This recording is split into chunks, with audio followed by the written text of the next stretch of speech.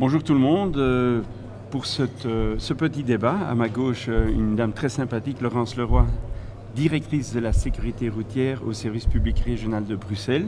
Et à ma droite, un homme sympathique, Michael Reul, secrétaire général de l'UPTR. Je propose qu'on commence, on fonce dedans. Hein.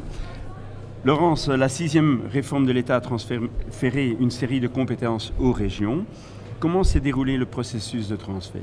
Alors, depuis plus d'un an, effectivement, le fédéral et les 3 régions travaillent activement à préparer ensemble la 6e réforme de l'État.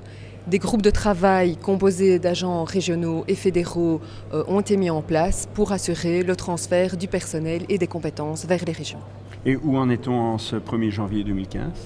Alors, comme vous le savez, conformément à la loi spéciale, les matières ont été transférées juridiquement depuis le 1er juillet 2014, mais le personnel et les compétences sont effectivement en place depuis le 1er janvier 2015 dans les régions. Donc, depuis ce 1er janvier, je peux dire qu'on est dans nos meubles à Bruxelles Mobilité. Et les services régionalisés sont-ils opérationnels? Tout à fait, ils sont opérationnels et l'accent est vraiment mis sur la continuité du service public. Ok.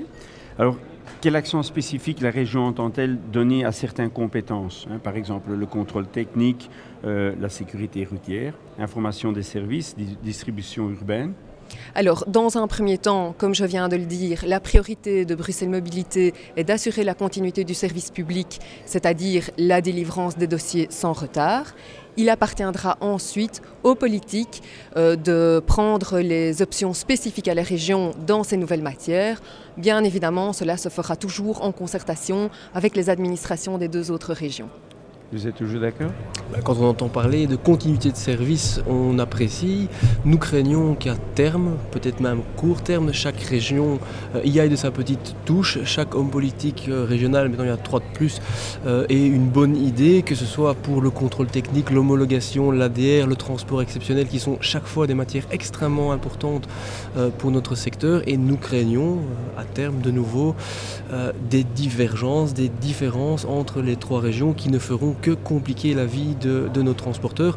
Aujourd'hui, il y a déjà 3 numéros de téléphone différents plutôt qu'un. Nous n'y voyons pas une grande plus-value, mais bon, qui vivra verra et espérons que les choses puissent se passer le mieux possible. Je vous comprends. Par exemple, où en est-on au niveau de la taxe kilométrique? Alors, à cet égard, les 3 régions ont conclu ensemble un accord de coopération.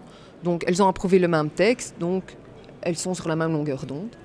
Et comment fonctionne par exemple le consortium VIAPAS? Alors, VIAPAS est un partenariat interrégional de droit public qui a donc pour objectif de mettre en place ce système de prélèvement kilométrique pour les camions dont la masse est supérieure à 3,5 tonnes. VIAPAS s'occupe aussi, avec les 3 régions, de s'assurer du respect du contrat avec le partenaire privé qui, lui, assurera la perception de cette nouvelle taxation.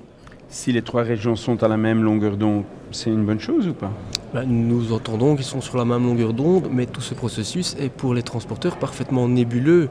Et le point le plus important pour nos transporteurs, à savoir les tarifs, est à moins d'1 an de l'entrée en vigueur de cette taxe, toujours inconnue aux yeux de l'UPTR. C'est un manque de respect flagrant vis-à-vis de notre secteur et des acteurs économiques. Nous devons faire des calculs de prix de revient, nous devons savoir aujourd'hui dans quel environnement économique nous allons devoir travailler demain, et tout ça est parfaitement caché. On ne sait rien, on ne sait même toujours pas si cette taxe kilométrique sera déductible à l'impôt des sociétés et de l'impôt des personnes physiques. Donc, pour ce qui concerne l'UPTR, aujourd'hui, de ce qu'on en sait, c'est de l'amateurisme complet. Pour les sociétés, c'est important de pouvoir regarder dans l'avenir. Les tarifs, vous avez une idée quand ils seront connus? En tout cas, je sais juste qu'ils sont à l'ordre du jour des cabinets régionaux à l'heure actuelle.